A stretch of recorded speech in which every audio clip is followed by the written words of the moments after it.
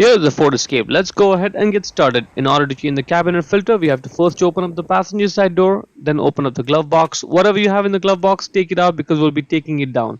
Grab this dampener arm on the side and pull it off this clip and then push it in to get it out of the way.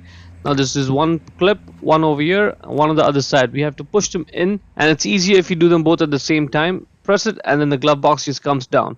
Now you need a Phillips head screwdriver to take off those two screws. Just take it out one by one and set those two screws aside.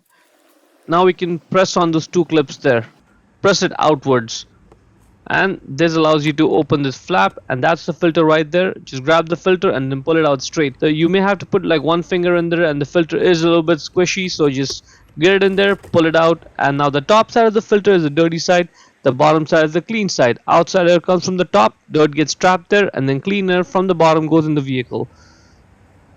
Check the link in description to buy the new one from Amazon for yourself, and remember that the airflow directions from top to bottom.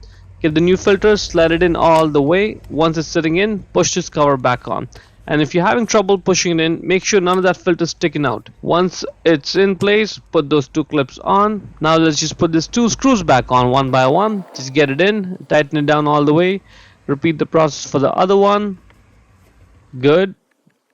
And now we're ready to put the glove box in. Just give it a firm push and it's back in place. Grab this dampener arm, put it on that clip, and then push it down to secure it. Now let's try this out. This is working good, and that's it.